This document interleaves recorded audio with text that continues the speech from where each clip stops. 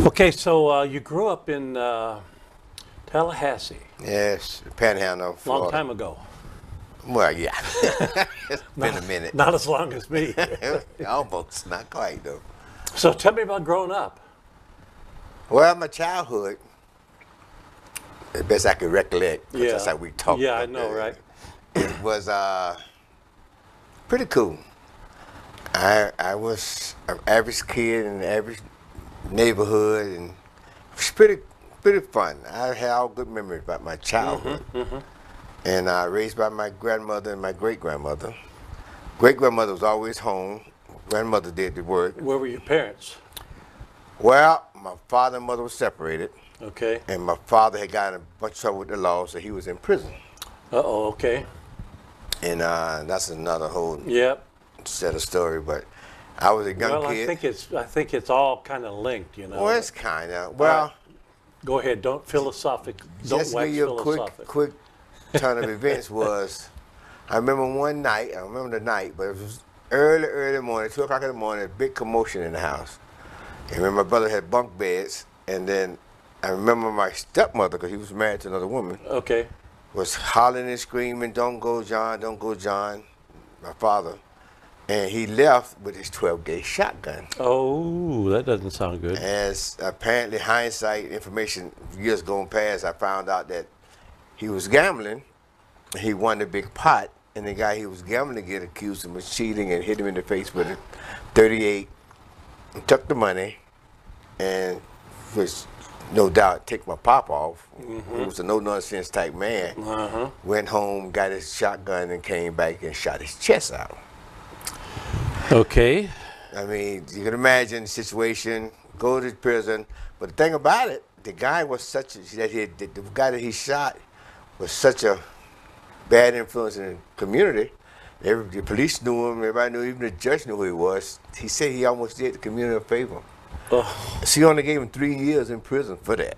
That's it. And half of that was in the road camp. oh my. Yeah, so he only did 3 years, but during the 3 years I was raised with my grandmother and my Okay, great-grandmother, okay. Tallahassee. Yeah, Yeah. church in those days? Oh, yes. Back then, there was no choice for kids. You went to Sunday school in Okay. the morning, all the way to church at 2 o'clock in the afternoon. So it was a full day of Sunday. Oh, yeah. Wasn't happy about that, but like I say, it wasn't our choice. Did you learn much in church? Well, you learn the golden rule. Uh-huh. Do unto others, do unto you. The stuff like that, the Bible stories, Samson, Jesus, Noah, Okay. all those type things they teach you about, and didn't really get to meeting you, but you just got the story. Well, you've said that to me before, that you had all the stories, but you didn't know what they meant to your life. Exactly. Okay. And I think that's what a lot of kids get nowadays too. They don't really get the Application. application. I think the people who teach it don't think the kids can get the application, but they can if you present it to them. I suppose, yeah. Yeah, but I got all that, and so I got understanding about Jesus and the Bible and stuff like that. I didn't really get the deep meanings of his coming, but I did get the good and the bad of it. Okay. So, Growing up, you got into music. What happened there? well, my father was in the music. Elementary school, adolescence, my grandmother, Panhandle, Okay. Tallahassee. Then I got in junior high, 7th grade. My father was out of prison. He had his own business, Johnson & Sons Masonry, and he moved to Tampa. Okay. And back then in the 70s, well, late 60s, 70s, Tampa was booming in growth. So he laid concrete or blocks or? He built homes Okay. from the concrete up, the walls up to the lintel, up to the roof. We didn't do the roof, but we laid it out, and we built it up. So he had a good job. He had a very good job. He had his own business. He was a subcontractor. Okay. And Did you work with him at all?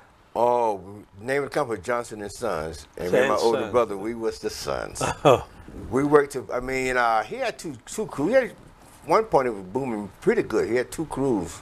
We would do 2 houses in a day. And we'd get a subdivision, and they were like, one subdivision was his, and he'd just go through it. Did he pay you? Let me think. Junior high, no. Oh, okay. Payment was room and board. All right. High school, he asked me what did I want to get paid. And I told him back then, which was like in 69, 70, 71, 72, oh, give me $7 an hour. Okay. Which was good money. Yeah, yeah. In the 70s. And then he said yes so fast. I said, oh my God, I should have asked for more money. What have I done? But it was, but I was in high school getting a check and stuff, but it wasn't just I'm working and getting money. We also, me and my brother had a bill. I had the water bill, he had the light bill. Yes, so we got paid, we had to pay out. Oh my. Yeah, so we had to do that. And so, which still wasn't a lot of money. Yeah. Everything back then was, money-wise, was cheaper. So you had pocket money anyway. Oh yes, high school had money. Sure. What? Who's got that right? The rest of the kids didn't have it. All right, so you got into music. I want to hear about that. My father was a saxophonist. Okay. So he got us, my brother and I, into music. I was a trumpet, but I wanted to be a drummer. Okay. But he said there was too many drummers already. Yeah, he's a trumpet, play trumpet. So I learned to play the trumpet. Did you? In Okay. elementary school, not elementary, junior high, high school. And it was here in Tampa, Blake High School, just junior high, Blake High School. And you can imagine the bands wasn't that big because everybody didn't have instruments back then. But so the high school band and the junior high band was combined because the schools right next to each other. So the music department decided to combine the two. So in junior high, I got to learn to play high school level. Okay. So I got pretty good. Ninth grade, my brother and I learned to play the guitars. We went to guitar lessons in downtown Tampa at the time. And I got fat fingers. So I couldn't play the guitar, the lead guitar, because every time I tried to strum a chord, my fingers would touch the other string. So it would never ring out. It would all go bling. So the teacher had an idea. So I got just a thing for you. He went in the back, came back with this bigger guitar with only 4 strings. I picked it up, and it was love at first sight. From that point on, I connected with the bass guitar. Okay. So I've been playing bass ever since. Went to college, music major in college, and bass was my main instrument. Piano was my second instrument. Were you on a scholarship? Music scholarship. How'd you get that? I was in Fort Lauderdale in 82, 81. And I was down there, and they had this place called Cafe Exchange, which was a music store. And they also had this program that if a band needed musicians, they can come there, and they had a list of musicians, they can get whoever they needed. Yeah. And so to get on that list, had to audition.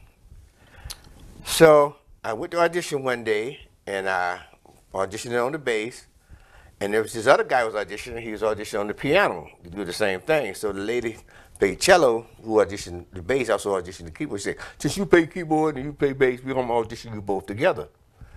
So I said, okay. So we got together. The guy was playing. He was playing. He asked me, what do I know? I said, what do you know, And so we got together. He played some of the songs, I said, well, just tell me the key and the change and I can follow you, which I did. And then this guy happened to be the band director of the community college. There we go. So since I impressed him enough to play with him on the audition, he offered me a full scholarship. Very nice. Yeah, so I had to pay for the President Jazz Ensemble. So you went to college and you got a doctorate in music? Broward Community. Or did you? I didn't get the doctorate. Uh-oh, what happened? Well, I was going great for a couple of years. Okay. Hard, hitting the books. Then I had to move in with this one guy, roommate, and he was a partier. Partier? Yeah, okay. Partier. He liked to party. And he kept bringing girls in. I used to try to do homework. Here it He goes. would bring one girl in, this girl, and I tried to ignore him. Eventually, I succumbed to the female persuasion. And I started partying, in which you can't do both. They went to school? He did, but she didn't. No. They went to school in your life? Oh, yeah, the school went out. Eventually, I started not doing my work. Because school was pretty tough. College is pretty tough. It's pretty demanding. You're trying to graduate. And so I stopped putting the time in to do the homework, which means I stopped half of my work, which means I stopped going to class, which I started getting in completion. And then eventually I dropped out. So, what your first introduction to drugs? Well, I was already smoking weed. Oh, of course, yeah. Weed was Don't just, we all? Yeah. Yeah, I mean, high school, you drank beer and stuff, a couple of joints. So, but that wasn't nothing that would disturb your life. It wasn't that bad. I didn't get to the hard stuff, cocaine, until I was in Fort Lauderdale again. I was in the same place, and I met this other girl, and she did powder cocaine, which introduced me to powder cocaine. And I didn't like the powder because it makes your nostril all wonky and it's breathe. It didn't. And so then a few years later, I met some people and we tried crack cocaine. Okay. And I can remember the first hit is something you never forget. And I had a friend with me, female, and she was trying to get me not to do it. She was trying to convince me, don't do it, Melvin, don't do it. But being a guy, young and prideful, I can handle it. Yeah, I thought I was Superman. And it took me, jeez. This was in, I guess about 85. It took me to 2016 to get away from it. 1985 to what's that, 30 years? Yeah. That's from the first hit. Oh, wow. From the first hit to the last. Took me them many years to realize maybe it's not what you should be doing this. Mm-hmm. Now, of course, you weren't in church in those days, were you? Nope, because you know how it goes. When you're a kid, you made to go. When you get to be an adult, you got your choice. And the next choice is I'm going to go hang out. Yeah, that's it. Get in with the world and party and have a good time. My friends, that's all I always worked because my work ethic was instilled in me by my father. Okay. Which was hard work. You know, you want something, you work for it. So I always worked. I wasn't the type try to hustle people or hustle try to make money. I always just go out and had a job. And since I was skilled in construction, I could always find work. Yeah. That wasn't a problem, making money and finding work. So you'd make a week's pay and spend it? Eventually it got like that. Okay. At first I was a weekend warrior. Took care of my bills. During the weekends I would get high. And then it's a progressive addiction. So as the time and years go past, you meet other people, you try to impress other people, you try to, problems happen. Yeah. And I think what really pushed me over the edge was I was already muddling my way through life because my father was killed in 1979 by a police officer here in Tampa for a traffic infraction. And that set me on a path of self-destruction. You got mad and angry? Well, you know how it is. Matter of fact, today's society is still going through some of the same thing. It's a white officer. Well, it's it was a black guy. Always been and always gonna be. Yeah, and I was the son, the second born, and really loved my father. I idolized him to the point because he could do everything in my eyes. He could fix stuff. He could, you know what I'm saying? He was a fair man. He was a hard man, but he was a fair man. And he expressed education to the kids. We couldn't just go to school and didn't learn anything. He was active in our education. Oh, good for him. To the point where, since he was a boss, he can leave his job. Had a guy working come. Yeah. I mean, it'd be time when you're doing work, you look up, you know, the little windows in the classroom doors. You could see I would see this face piece. Really? And it'd be my father. Wow. I was like, wow. So I couldn't play hooky. I could not act up in class because he could show up in a minute. Well, that's interesting. Yeah. So that always lured over your head. You always had to do your job, and he made sure he knew when the report cards was due. Where was God during all this? Well, my father wasn't especially religious. Okay. He didn't go to church. He didn't made us go to church. Okay. So from junior high on, past that, high school, I didn't have to go to church. Well, looking back, where was God in all this? God wasn't mentioned. But in your life, was he there? I guess he was. Okay. You know what I'm saying? I wasn't focusing on him. No. I wasn't focusing on him. But looking back now, you can see. Looking back, he had a hand in my life. Because we was doing pretty good. You know, financially it was okay. I was a kid in high school in the black community, making money. We had piano, pool, tables, Okay. and a nice big house in Port Tampa. Had my own room, you know what I'm saying? My brother had his own room, sister had their own room. So it's a really big house, 5-bedroom house. So we were doing fine. All in right, that you told respect. me that there was a time in your life when every other day you're getting arrested. Boy, that's, you fast forwarding it now. I did. Yeah. Before we go there, I can tell you what kind of frame of mind I was in. Okay. My father got killed in '79, which made me angry. I bet. Because I was never taught to hate other people for what they did. I don't hate a race for what one person did. I was a white officer, and I didn't hate all police officers. And I didn't hate all white people. So I internalized it. I couldn't lash out, so I lashed in. Started doing more weed, more drugs, more drinking, more hanging out. I still worked, so I still made my money. So I had money to keep doing them things. That went on for years. I met a few people, met this one girl who kind of got me past the anger issues. Okay. You know what I'm saying? And from that point to I got real heavy in drugs, I went to Fort Lauderdale, went to college, got out, dropped out of college, back to Tampa. Then from Tampa, worked through a while, went home to Tallahassee. And Tallahassee, a little small town. It's the capital, but it's actually set up like a little small town. And I was 32 years old, never been arrested. Okay. And which is pretty cool in our society for a black young man, never been arrested at age 32. Okay.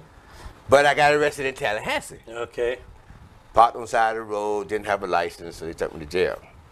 And then seemed like the system there is, once you get in the system, and it kind of, you stop for anything, you go back, you go back.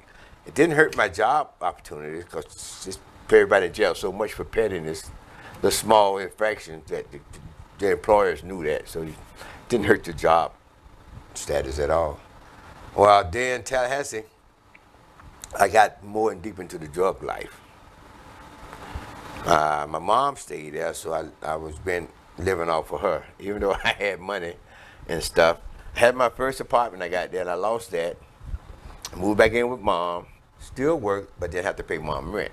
So I had more money. You didn't have to pay the light bill? I had to pay any bills. And so that gave me the freedom to go mess up. And that's what I did. My drug addiction got more involved in my life.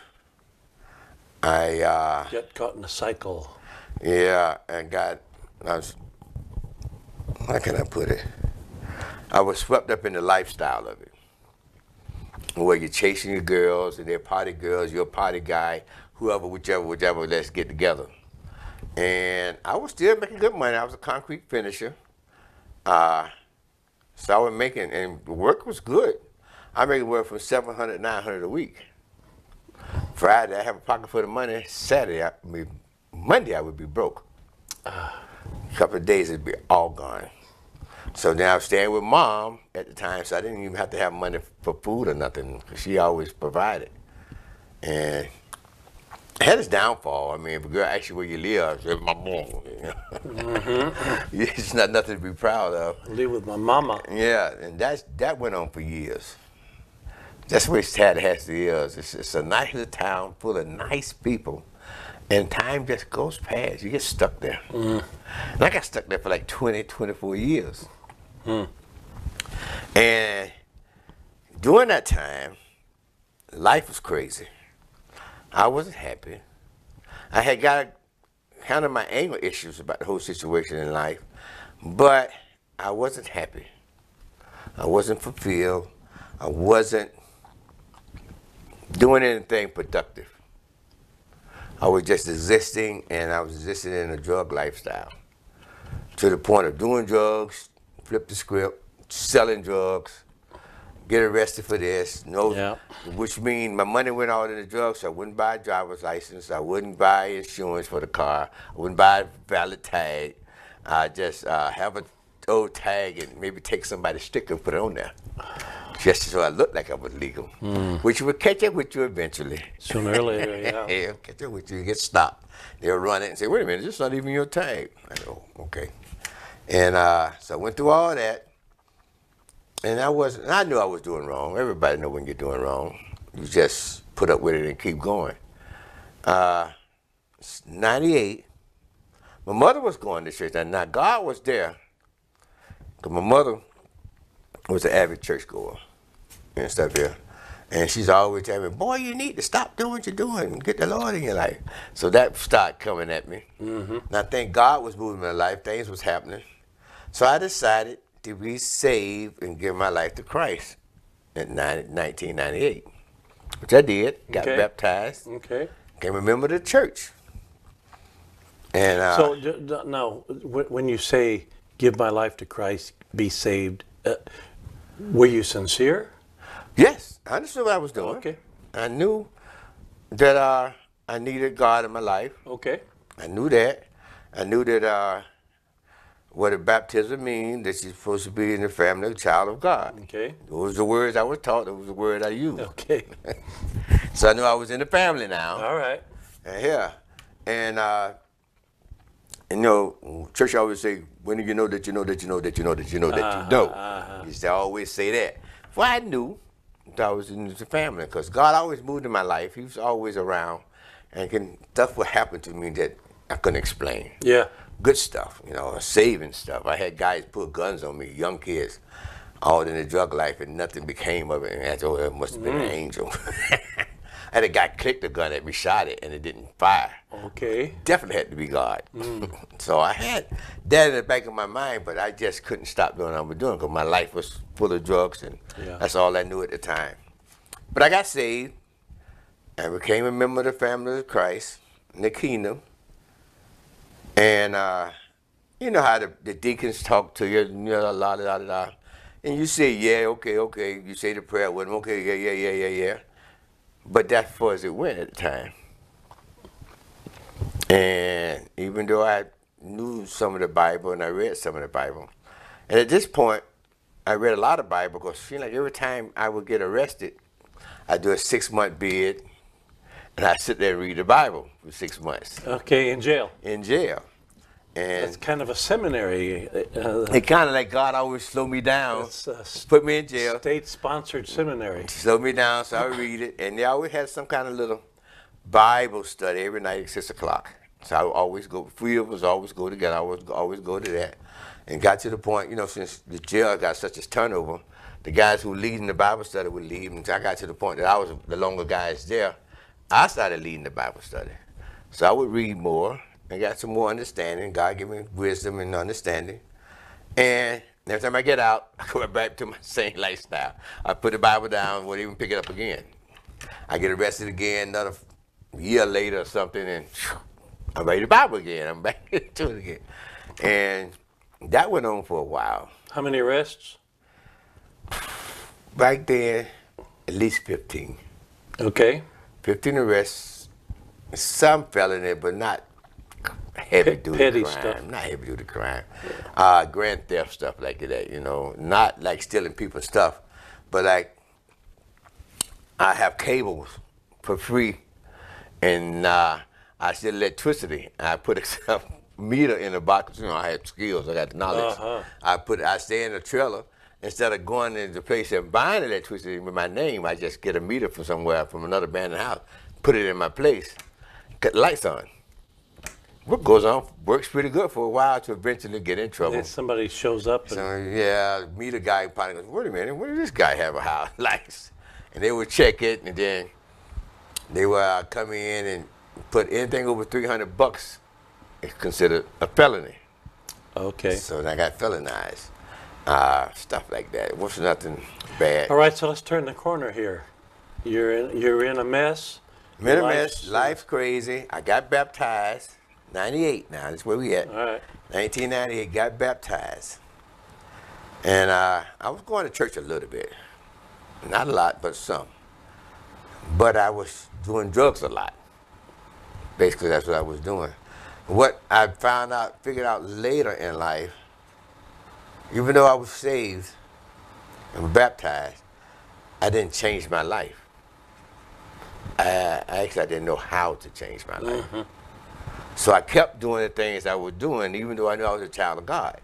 So the things I was doing became weird. The fun left.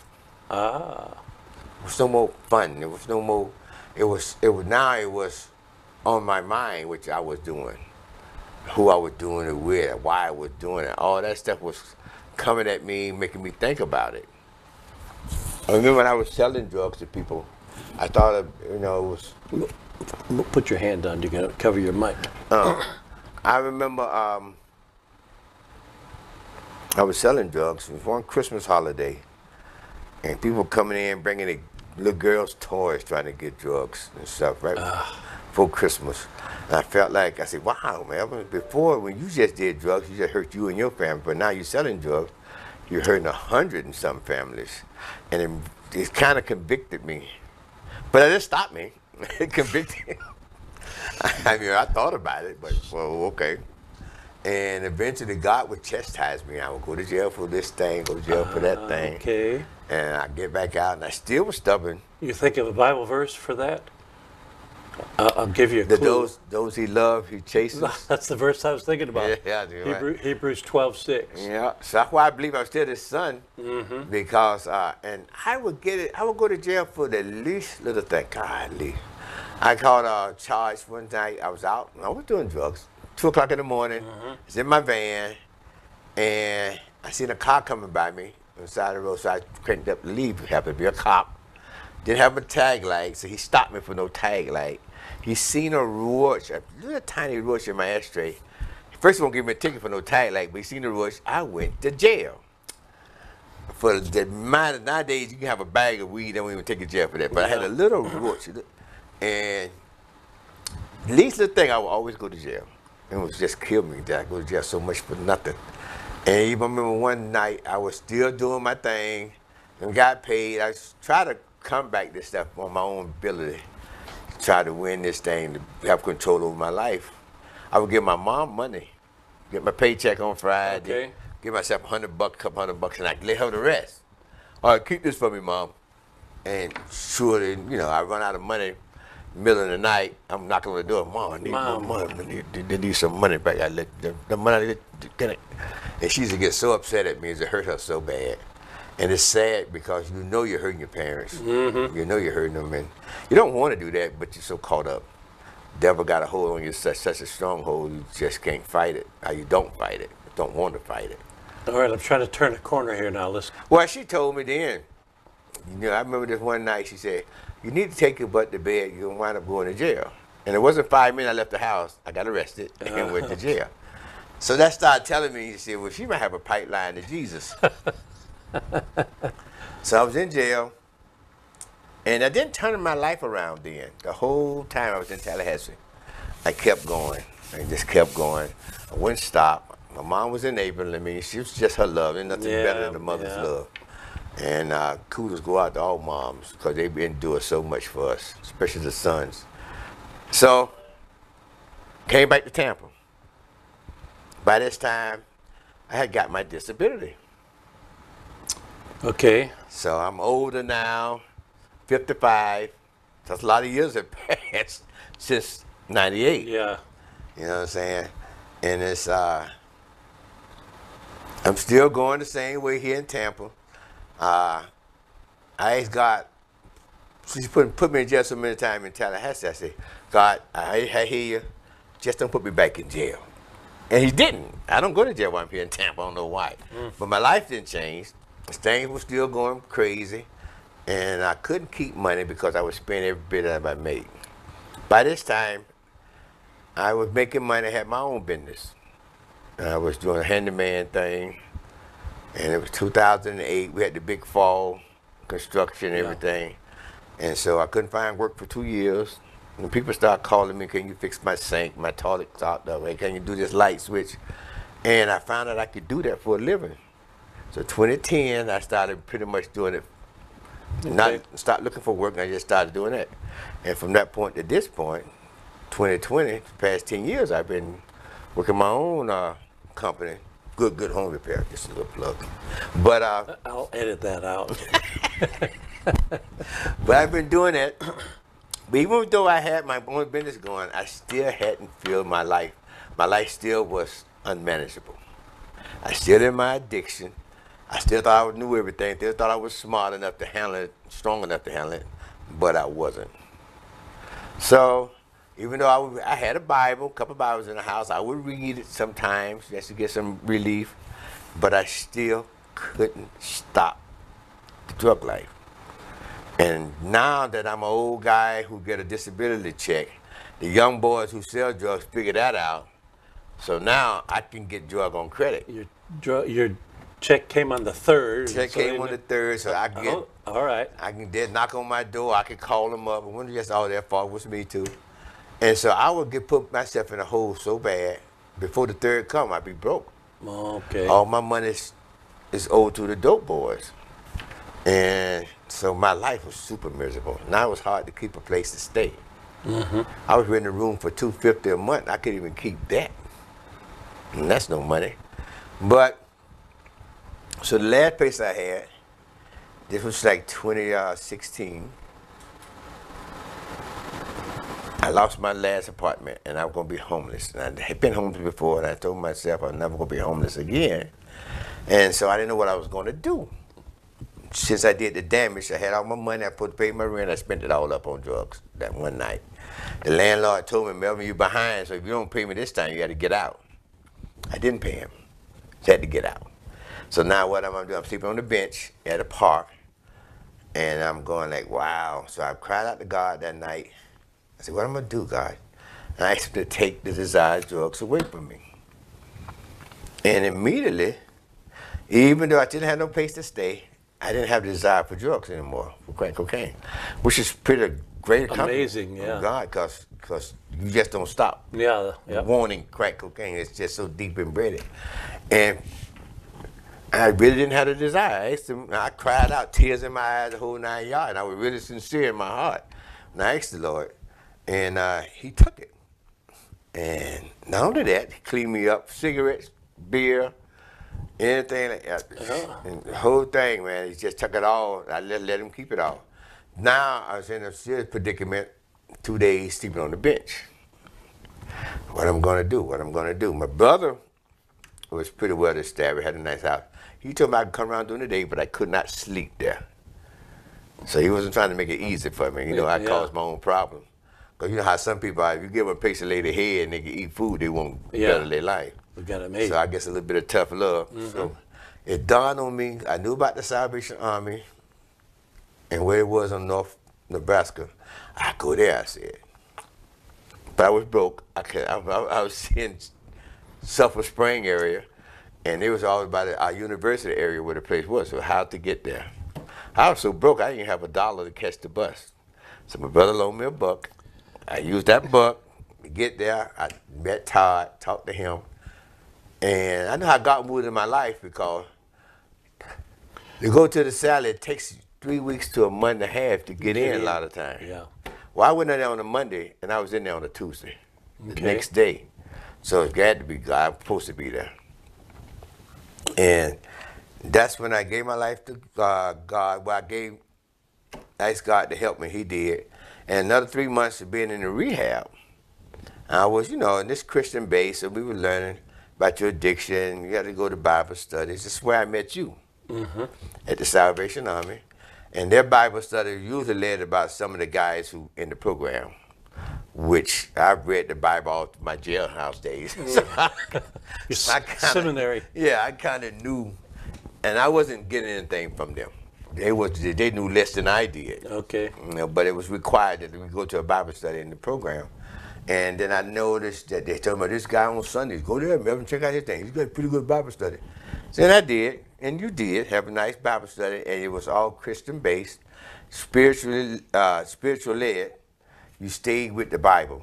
You wasn't always your opinion. You went off what the Bible said, which impressed me to the point where I would come back again and again and again. And I remember the 3rd month, I worked in the warehouse. And I knew I was a child of God. I knew that. But I hadn't gave my life to Christ. Okay. I didn't give it to him. I just trying to hold on and do things my own power. And I remember telling God 10 o'clock one Wednesday morning, I said, God, okay, all right, it's yours. I'm no longer in control. You control my life. So while you were working in the warehouse, having this little experience with God. Come and say, man, and was talking. Okay. And something came over me. It's kind of weird. Things brighten up. Not like a big old light, like, oh, nothing like that, but it was like a I guess a lifting burden off me or Okay, something. could be. And things got easier. I got more at peace. Things seems to come together more then. It was kind of strange. And from that day to this day, God's been blessing me tremendously. Scary blessing. I mean, he has, to the point, met you, started learning. You started this house, vocational church. And remember, this is 3 months into my rehab. And rehab is 6 months to a year you can stay there. I stayed there for a year. So the whole time you was coming, I was still getting your Bible study. Yeah. You started this house. And I still wasn't here. And I was looking for a place. I had graduated, and I still my last 6 months at the Salvation Army. I'm looking for a place. I'm going to places. I'm giving money for application fees, turning me down, spending money, turning me down.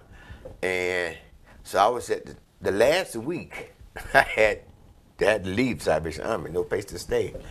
And Pat Galton asked me to bring him out here. Okay. And I remember you had got my email address because I was going to class, and you asked people who was interested in the vocational church.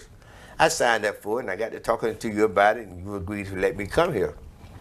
And from that point to this point, I've been here, going almost 3 years, August 18th. Oh, another weeks. Oh, yeah. And it'll be 3 years. And so the journey here has been tremendous. It's been great. Meeting the people at Bell shows, people generally got a good heart for Jesus. And it's great for changing your life. It's not perfect, but instead of... It's because we got people here. Yeah. It'd be perfect if it weren't for the people. No, it ain't so much them. They just point out what's wrong with me. Just I can look at them by their behavior and say, oh, well, maybe I need to check myself. But that's part of growing. Yeah, sure. And I'm glad God gave me the insight to see it that way. It ain't so much them all, but maybe something about you too, Mel. And so, God's been changing my life daily. Yeah. And I talk to him all the time. I'm not the kind... See, I got guys that do the devotion the first thing in the morning, and they have this quiet time, which is good, I suppose. That works for them. Me, just like I'm talking to you, I talk to God. I be in my truck going to a job, and it'd be kind of a weird job to do. I say, all right, Lord, I need your help on this. You know, I don't know what I'm going to do or how to do it, so give me the wisdom and the knowledge and the skill to do it. He always come through. All right, so tell me now about, real quick, your family you're trying to reach now. Oh, yes. My older brother, who was with me all my life, all his life, we've been through the same upbringing. He got the church thing. He did good, construction-wise. His addiction was alcohol at the time, so he didn't do so bad. He fit in more in society than I did.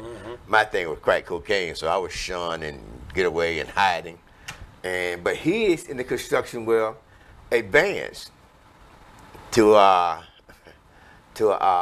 superintendent. Okay. Yeah, 18 years superintendent. I'll buy a lot of booze. Yeah, about a lot of booze. But then the superintendents, they all drank booze. Oh, of so course. he fit it right in, you know what I mean? I didn't drink that much alcohol. I was a drug addict, so I didn't fit in. And so he advanced, and now he has a couple of little girls, and they asked me about 2 months ago to take them to church. Uncle Melvin, will you take us to church? Now, what started that, though? You used to go over there and buy them books and read stories to them? It started a year ago. Okay. I met this guy who was talking about we need to earn fruit, low-hanging fruit. Yeah. Yeah, he taught me about you will be a disciple for Jesus. It's not just learning, but you got to go out and do. Okay. And so I noticed that my little nieces at the time was 4 and 5, 5 and 6, wasn't getting Jesus in their life. I had so much Jesus in my life, I wanted to share it. Okay. You know what I'm saying? And so I decided for my little nieces to buy them some children's Bible books.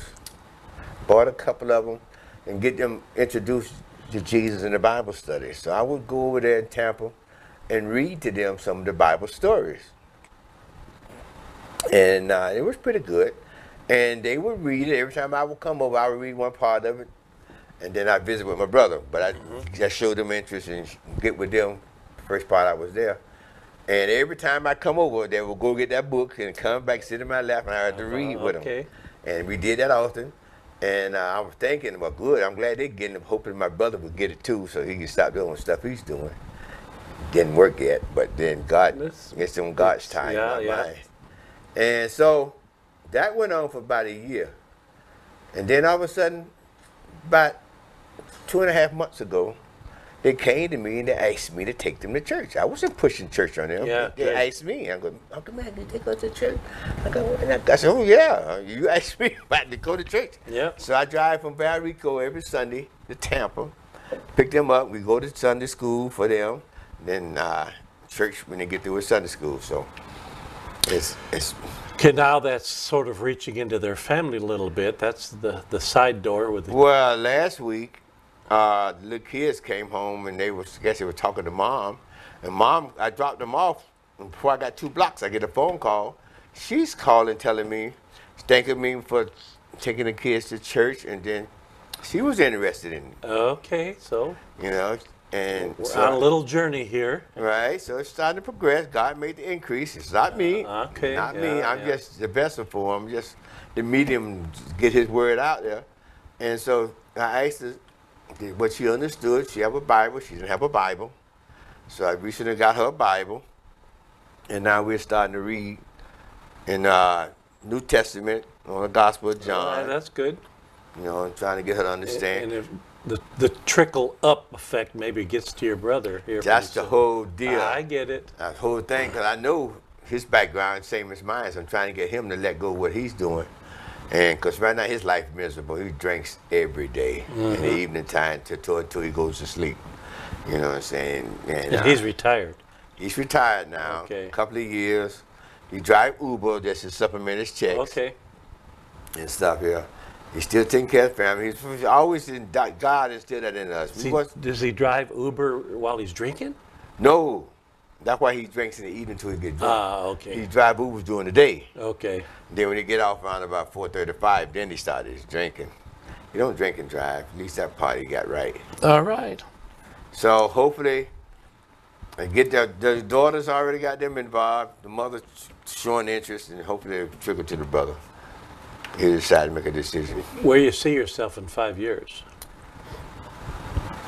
In God, you mean like in my life? Wherever.